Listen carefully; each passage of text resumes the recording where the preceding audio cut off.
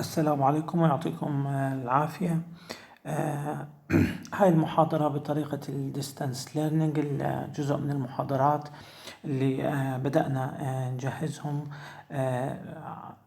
كوسيلة للتعاطي مع الوضع والظروف اللي انتوا عارفينها. راح نحكي اليوم عن الفاسكولايتس، المحاضرة القادمة عن الكونكتيف تيشو ديزيزز، وبعد هيك راح يكون الدكتور جعفر أيضا عنده محاضرتين يعطيكم إياها. موضوع اليوم بالنسبة للفاسكولايتس راح أشرح لكم إياه عن بعد زي ما أنتم عارفين. نموذجيا كان أفضل لو كنا موجودين، حتى إذا في أي أسئلة أو مناقشات أو نقدر نحكيها، ولكن هاي كمان طريقة أعتقد أنها ممتازة جدا حاليا. الفاسكولايتس موضوع مهم جدا. Vasculitis, as you know, it means the inflammation of the vessel wall. This is a condition that is associated with high rates of morbidity, mortality, and usually it poses diagnostic challenges. There are lots of overlap, lots of non-specific features that you can see in the context of many other conditions, such as infections, especially widespread infections, and malignancy and other inflammatory disorders. So again, inflammation of the blood vessels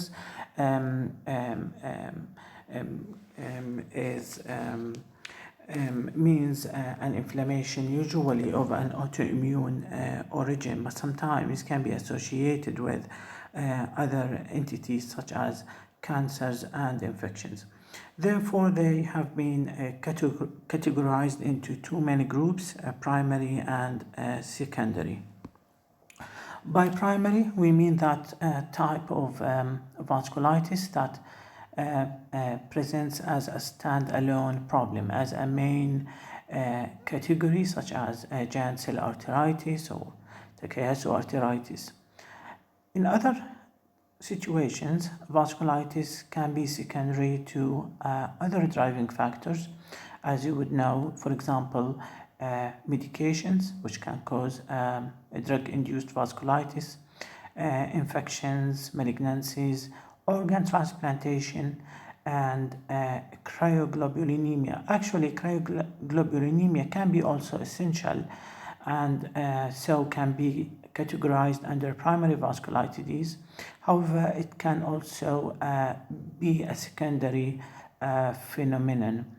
Sometimes as well, connective tissue diseases such as lupus can present in a non-typical way, causing vasculitis. In such a context, it would be termed as SLE vasculitis.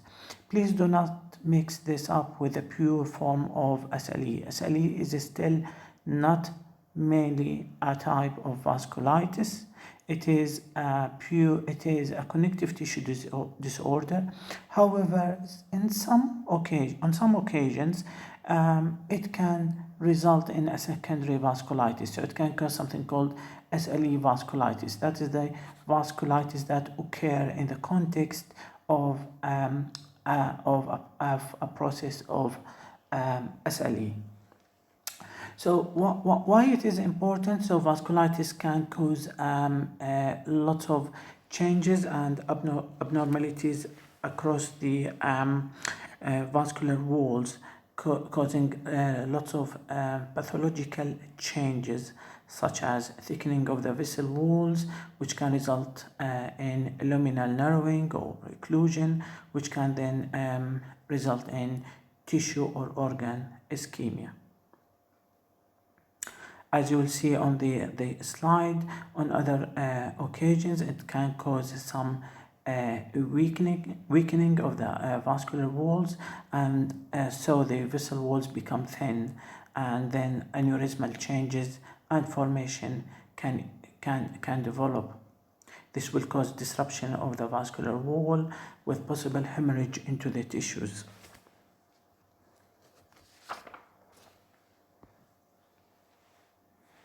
So according to the size of the vessels involved, vasculitis can be categorized as large, medium, and small. Please have a look at the slide. Please try to remember the main examples under each category.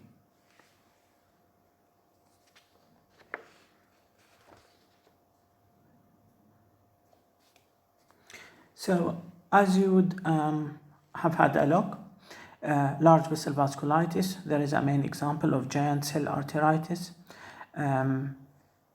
Many people refer to this condition as temporal arteritis. Temporal arteritis is the old name. As you know, this has been changed. Actually, there have been lots of changes in the vasculitic conditions. This is one example of them. Giant cells are those cells seen usually on a histopathology specimen from the vascular walls of patients with giant cell arteritis. Why it was changed from temporal arteritis?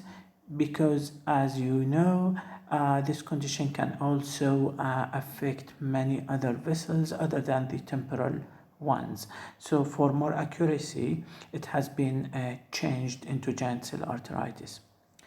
Takayasu arteritis, which is another form of vasculitis, mainly affecting the Asian ladies.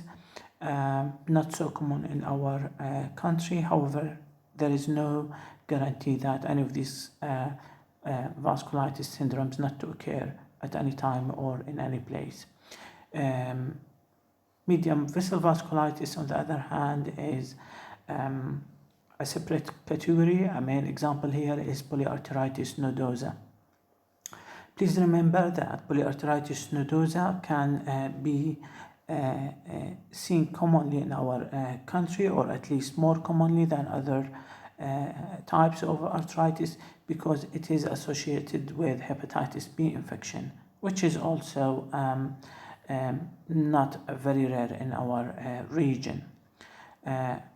Other example is Kawasaki disease. We will actually be going through all of these examples, but this is a general look for you to have an initial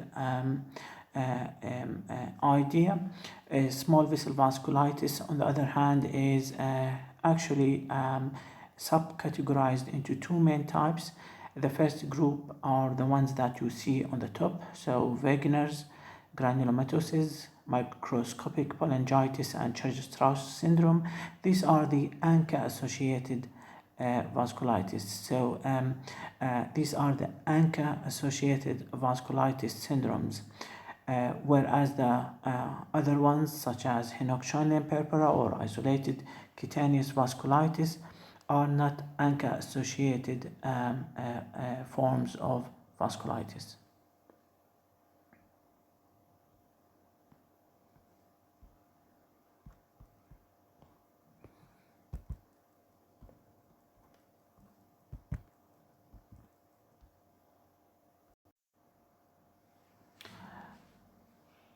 Now, it is important to realize that vasculitis is not always an immediately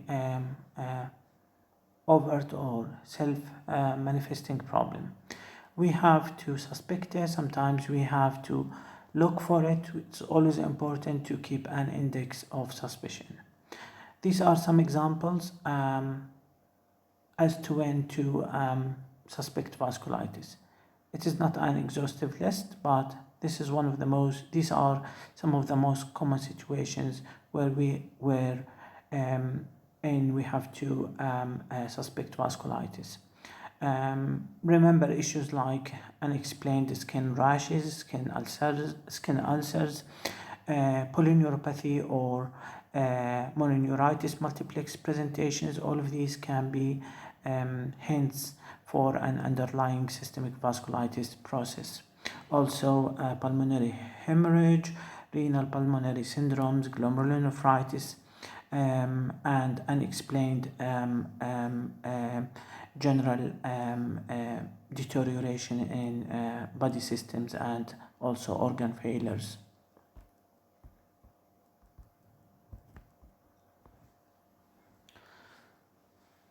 So moving on from there, just to give you again an additional example of a case which, for a typical case which you might have encountered on your rounds or when attending the clinics.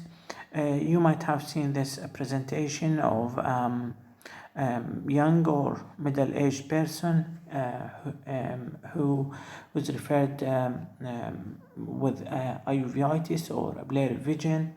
If you have a careful look at this picture, and if you look at the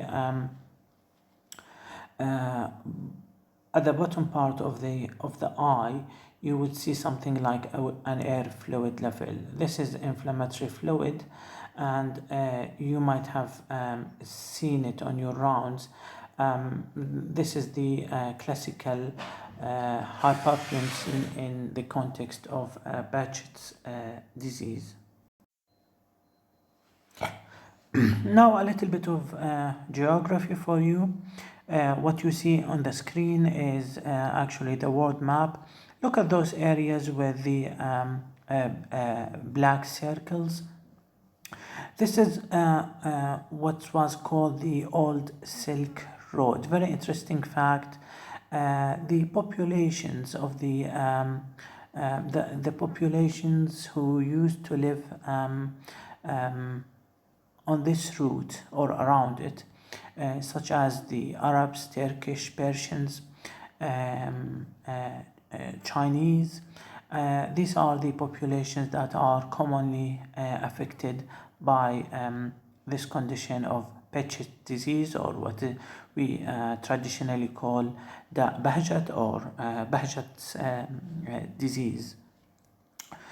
No one for sure know exactly the underlying process for this distribution. Also, Behçet is common in Japan as well. Very important to recall the criteria. We have one major and essential criteria. So, recurrent painful mouth ulcers. These mouth ulcers have to be recurrent and painful. It doesn't really matter too much whether they are aphthous or herpetiform, but they should be recurrent and painful. Recurrent, it means not less than 3 times a year. They are usually well expressed. They are usually debilitating. The other criteria include genital ulcers, which tend to be recurrent as well, ocular disease, and pathology effect. So very important to recall this criteria. Ocular disease again can be existent in multiple forms, such as inflammatory uveitis or retinal vasculitis. Pathology effect is also one of the criteria. We can perform a pathology test by injecting the skin and that would normally result in a reaction in the form of pustules formation. Sometimes pathology effect can be just spontaneous when patients get their limbs knocked against some objects, and then they notice the formation of some skin lesions. This is also considered or known as pathology effect. At the bottom of the screen, you see other features of Behçet. These are not necessarily criteria of Behçet, but these are common findings.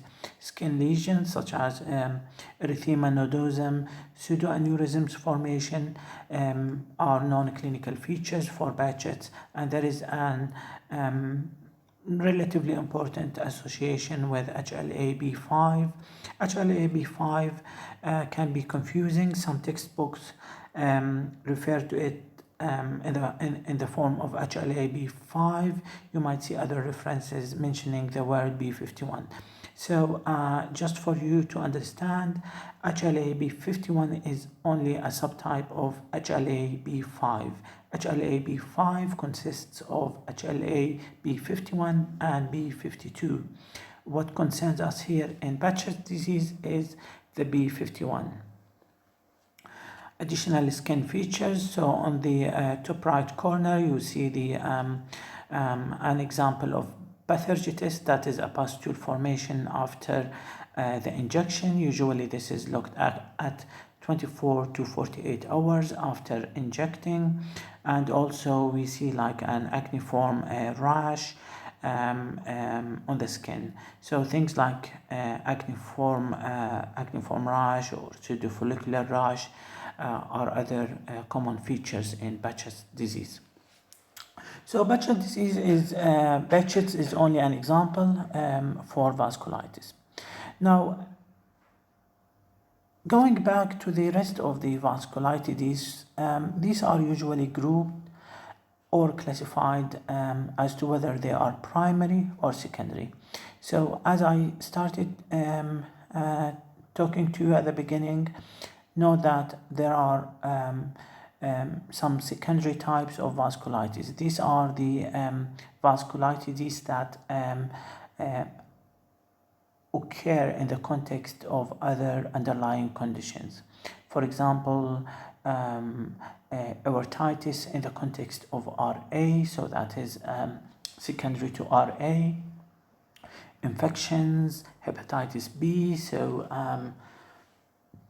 you would see on the screen the word PAN, P-A-N, hepatitis B associated PAN. PAN is polyarteritis nodosa. And then there is the vasculitis secondary to SLE, as I mentioned earlier on, to Sjogren's as well. Some drugs can cause vasculitis, such as the antithyroid medications. HIV can be an underlying cause for vasculitis. It can even mimic vasculitis. Hepatitis C, on the other hand, is associated with cryoglobulinemia vasculitis.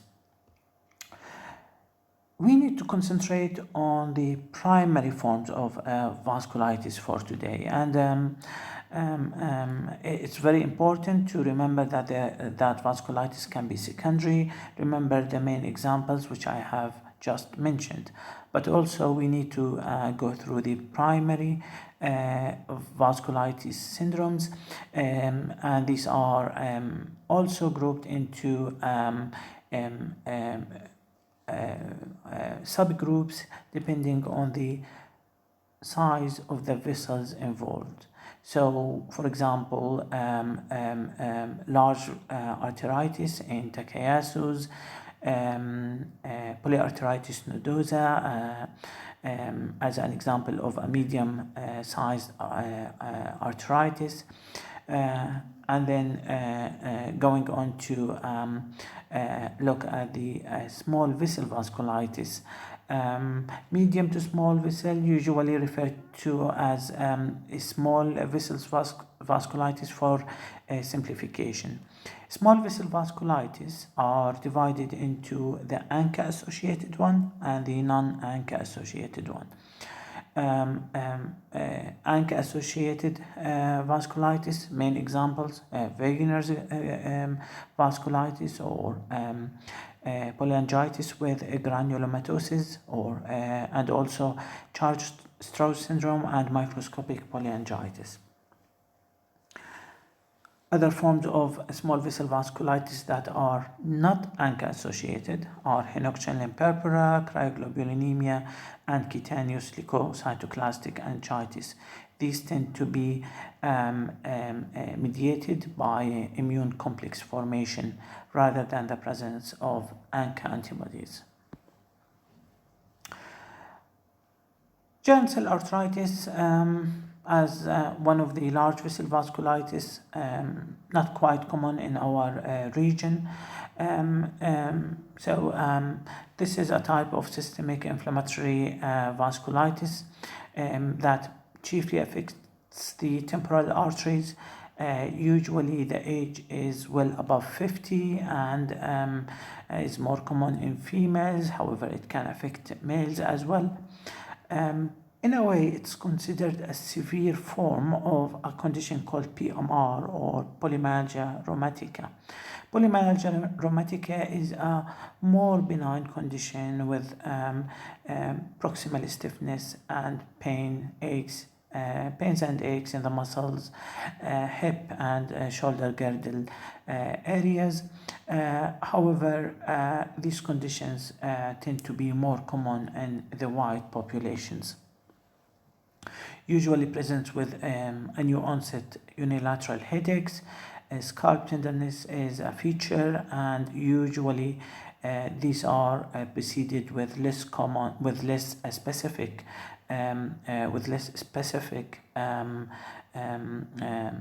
phase, which includes some constitutional symptoms such as myalgia, arthralgia, fatigue, might be some low-grade fever, and then the more specific features such as headaches, scalp tenderness start to develop, and usually that is the point when the patients start to present to their GPs.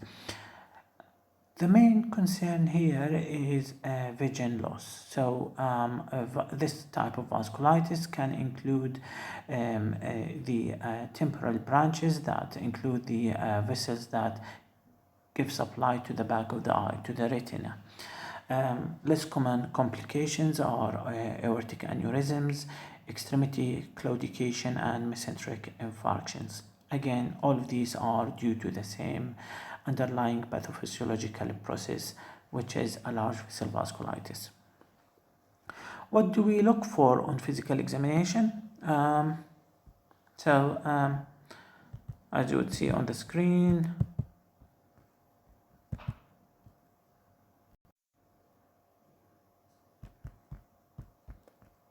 screen is not working. Sorry, a bit of technical issue here. So we look at the presence of nodular tender arteries. Usually these are felt on the parietal and the frontal parts of the head. We look for any diminished or absent pulsations. These can usually be at the level of the temporal arteries themselves, but also we have to examine the upper extremities.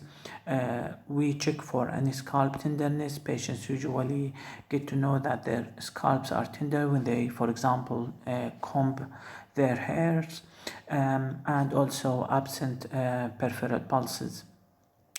We need to check for blood pressure in extremities. Any discrepancy is of great importance in this context. Also, we have to conclude with ophthalmological examination. The most helpful investigations, as you might know, inflammatory markers. Usually these are raised. Temporal artery biopsy, or TAB. It can miss about 30% of cases. Remember, a negative TAB doesn't entirely exclude giant cell arteritis. As you like to be always updated, the new issue here is the utilization of ultrasound Doppler scans. So not to go into very deep details here, but it's very nice for you to know about the halo sign. This is from a Doppler ultrasound, and you will see that a little bit of kind of blackish area around that red vessel,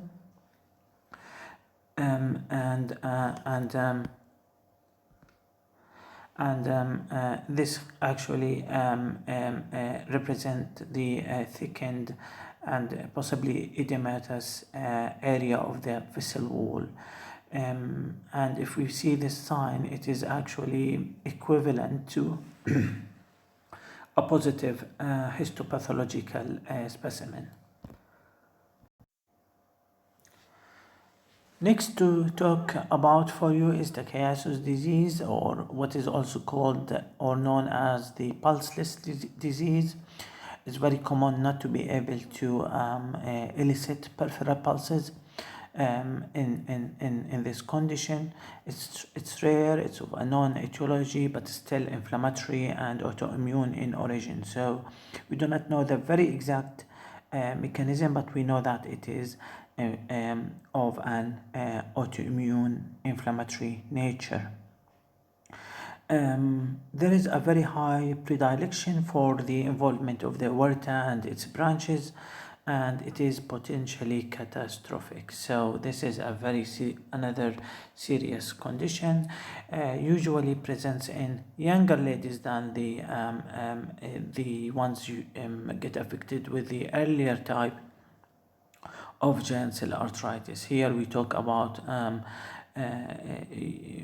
young to middle age ladies who can have headaches, malaise, arthralgias, fever, weight loss, and they can have pain across the anterior parts of their neck regions due to the involvement of the carotids. So again, you might now start to get the feel on these conditions. So again, we check for the pulses. We should not forget to check for the carotids. We auscultate for them, palpate them, check the blood pressure in the extremities. We look for any discrepancy or high blood pressure as well. Lots of complications. Please have a look at this screen.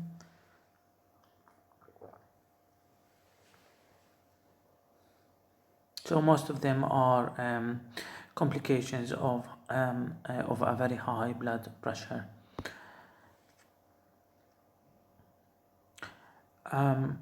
As we just have noticed with the earlier example of temporal arthritis or giant cell arthritis, there is usually a systemic stage. There will be usually, when you take the history from patients, there can be a well-presented systemic stage, which is usually, unfortunately, not specific, causing the patients to present relatively late than ideal.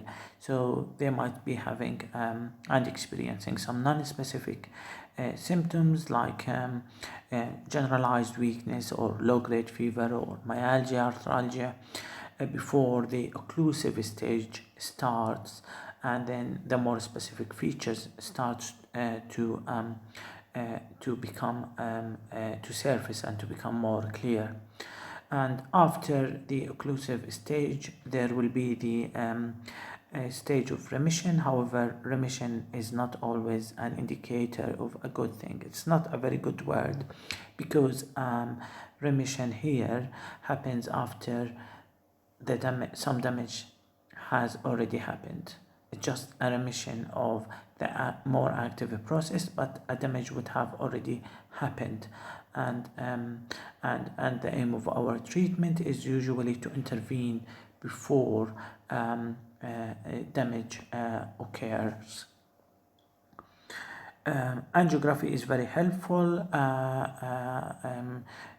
to look at the changes across the vessels. Also, PET scan techniques can show us very characteristic appearances, and you will see here in the pictures how the aorta has almost become of a very high uptake, and is actually well outlined, as you would see on these images. So how do we manage vasculitis in general and large vessel vasculitis as a part of that? We usually like to start with steroids, because steroids are of quick onset of action, and then they are capable of putting off the inflammation. These should be usually or most of the times followed by some disease modifying agents such as methotrexate, azathioprine, or cyclophosphamide in the very severe or life-threatening conditions. Anticoagulants will be considered, and one of the new updates is the biologic therapy. Nowadays we do use biologic a lot. It would be good for you just if you know that biologic therapy has some role here, and also the surgical interventions are to deal with the complications such as narrowing and aneurysm formation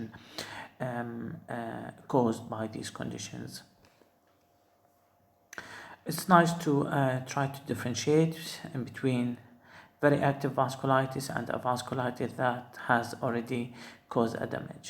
When a damage has already happened, like the picture on the right side, so we just have to deal with the complications. We do not need to give a very active immunosuppressive therapy, whereas when it is very active, when it is on fire, like on the picture on the left hand side, so that is when we need to hit sufficiently with our medications. I hope that you have now started to understand the main concepts of vasculitis management and some of the general features of it. So from the earlier parts, remember how do vasculitis usually tend to behave. To remember that they have a systemic phase, non-specific features, then they start to evolve into more specific symptoms. So that was mainly about the large vessel vasculitis. What about medium-sized vessel vasculitis? Polyarteritis nodosa. Here men are more commonly affected than women. It is a global problem. This type of vasculitis tends to affect the vessels usually at the site of the bifurcations. So this what gives the nodular appearance, which you will see on one of the next slides, where on one of the angiograms. So there can be microaneurysm formation. There can be some complications such as aneurysmal ruptures, thrombosis, and then organ ischemia or infarction. For example, if the renal arteries are affected, then you will have some renal impairment and you will have hypertension and renal infarction.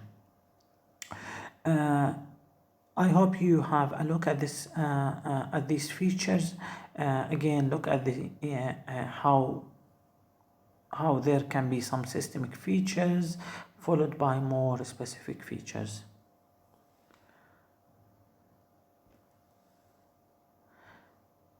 This is a quiz for you. What is a major association of polyarteritis nodosa? I'm sure that most of you will know it's hepatitis B infection. This picture shows wrist drop. So the patient is not able to lift up the left wrist joint. That is due to mononeuritis multiplex. Mononeuritis multiplex is one of the features that can occur in the context of polyarteritis nodosa. However, mononeuritis multiplex can be found in other forms of vasculitis. Also, genital tract involvement or chitis can be a feature of PAN. Very interesting, and remember, this is vasculitis. This will cause the blood supply to be deprived, and then ischemic pains and problems can occur at different levels. One of them is this example. Do we need to have a biopsy in polyarteritis nodosa? We do not need to have a biopsy. Ideally, we have whenever we suspect it, whenever we get a good history, good suggestion, we should avoid biopsy because there is a liability towards bleeding. So if we hit one of these arteries, which are these branches are very fragile, they are inflamed, and ideally we have to avoid biopsying them. Of course, we have to get some general blood tests and work up, and it's very common in vasculitis to get an anemia, which is usually a chronic illness type of anemia, unless there is additional problems. Elevated inflammatory markers such as ESR, hematuria can happen. Usually there is no glomerulonephritis, but there is a vascular compromise, there is a blood supply compromise, and hence we notice that patients would have some renal impairment. So renal impairment, hypertension are some of the common features of polyarteritis nodosa. Again, we use steroids initially, and then we have to commonly use some immunosuppressants. However, remember that we've mentioned that polyarteritis nodosa is commonly associated with Hep B infections. So a way of treatment is to treat the underlying infection of hepatitis B, which is a driver for polyarteritis nodosa in many cases. Kawasaki disease is another example of medium-sized vasculitis. However, it affects pediatric population.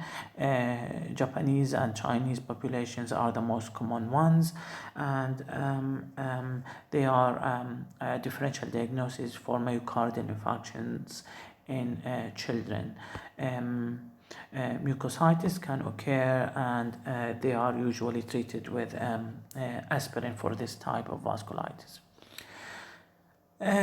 Back to our classification table. So we've finished now large vessel vasculitis, medium arteritis, and we need now to talk about small vessel vasculitis. Small vessel vasculitis is another very serious condition. Remember what I've mentioned at the beginning. They are grouped into, they are actually divided into two main groups. The ANCA-associated ones, such as Wegener's and Church-Strauss syndrome or microscopic cholangitis, whereas there is other type, which is the immune complexes group of vasculitis, such as cutaneous leukocytoclastic angiitis or and henochine purpura and essentially cryoglobulonemic vasculitis. You should know what does ANCA stand for, so anti-neutrophil cytoplasmic antibodies. And again, this is an area which actually needs some focus and some concentration of you. So ANCA itself is of two types. ANCA is of two types, P-ANCA and C-ANCA. Remember, C-ANCA is the one that is more closely associated with Wegener's vasculitis, whereas P-ANCA is more associated with other forms of ANCA-associated small vessel vasculitis, such as Church-Strauss and microscopic cholangitis.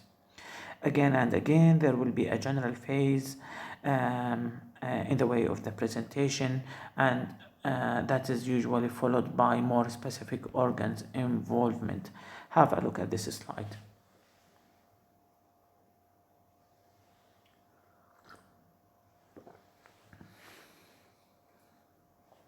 It is usually helpful to try to remember the features starting from the top. For example, eyes, oral cavity, ulcerations.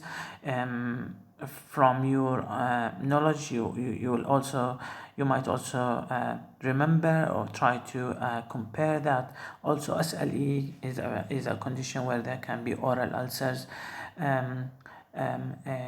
Behçet's disease is a condition with recurrent painful ulcers. So mouth ulcers is a common feature of vasculitis. In Wegener's granulomatosis, the ENT system is commonly affected. There can be problems resulting from the deprivation of blood supply to the nasal cartilage. There can be some blockade sensation in the noses, but also the lower respiratory system is also involved in some of the cases, such as in the form of lung infiltrates, cavities,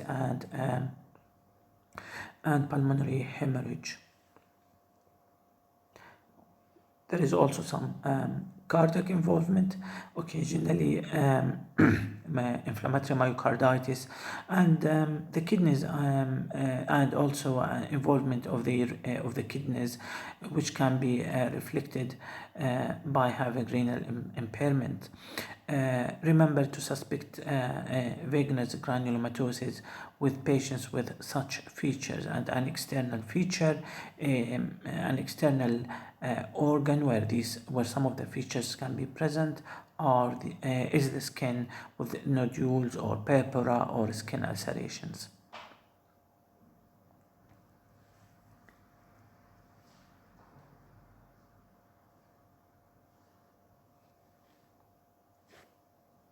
Some pictures to illustrate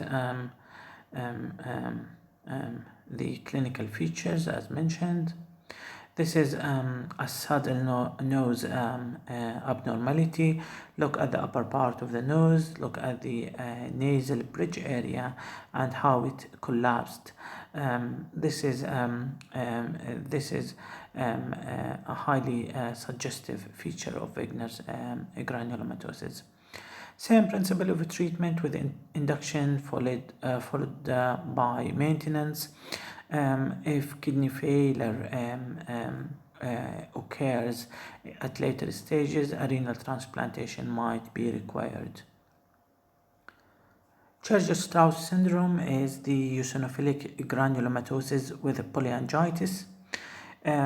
Usually these names are important to remember. It tells you a lot about the existent features. So you will see the word eosinophilic, you will see the word granulomatosis, and you will see polyangiitis. So only by remembering these words, actually you can remember about the elements of this condition. This condition is another example of necrotizing systemic vasculitis. Usually is diagnosed in people with a history of asthma, eosinophilia in the bloods, on the peripheral bloods. You can again have neuropathy, mono or polyneuropathy. You can also have mononeuritis multiplex in the same way as we've just seen in polyarteritis nodosa. Pulmonary infiltrates, they tend to be transient, or they can come and go. Paranasal sinus abnormalities in addition to extravascular eosinophils. So this point is different from point number 2. So point number 2 is the eosinophilia you see on the peripheral bloods. However, we can also notice eosinophils populations on histopathology specimens. So that was mainly about the ANCA-associated vasculitis. Now, what if you see this purpura without any organ involvement? A patient who remains well develop this purpura. No, they are systemically well, they do not have any ENT, respiratory, cardiac or renal problems, they don't have any serious features, but they still have this rash. So what would be your diagnosis? This is usually a cutaneous vasculitis. This is the type of vasculitis that we should not rush into over-treating. We can just wait for this rash to go away on its own. However, we might help it a little bit with a low dose of steroids. However, this type of vasculitis can be a reflective of an underlying process. In that case, we have to manage that underlying process, such as a medication, an infection, or also we have to look for any underlying malignancies. However, if it is really isolated, then we can wait, we can observe, and we should avoid using toxic medications. These are general advice on how to deal with vasculitis. These are conditions that take lots of that require lots of experience. There is an ever-evolving knowledge and changing ways of dealing with them with the presence of more modern medications. So always the most important thing is actually to keep a high index of suspicion, know when to suspect them. These patients can be patients on the wards, can be patients on critical care wards, they can be patients with other features, lots of non-specific features, lots of overlap. So try to train your mind and to remember the situations as to when to suspect vasculitis. Again, remember that ANCA vasculitis is only associated with a small vessel type of vasculitis. You will not see a positive ANCA in most of the other vasculitis syndromes, and therefore the blood tests here are not diagnostic on these ones. Do not assume that if someone is ANCA negative that they do not have vasculitis. This is very wrong. This is for you and for further reading. For example, try to remember the Henoch-Schönlein purpura, which is mainly a pediatric condition, but it can also affect older people. The other one is cryoglobulinemia. It's very important to remember the association with hepatitis C infection, with malignancy, and I'm just realizing that there is some typing error in malignancy. I'm sorry for that. Sorry about it. And also is associated with hyperviscosity. So read more about cryoglobulinemia, its types, its associations. Idiopathic cutaneous vasculitis, I've just mentioned about it. This is a picture to illustrate it, and other more rare forms of vasculitis. I'm sure that for this third example, Berger's disease, this is a picture for it, and it's very important. As you, I'm sure you already know, one more very important point in management is to stop smoking if the patient is a smoker. Typically, the patient is a male and is a smoker, and this condition will not usually get better if the patient doesn't stop smoking. So review your pharmacology, review the mechanism of action for steroids, for disease-modifying antirheumatic drugs such as methotrexate, cytotoxics such as cyclophosphamide.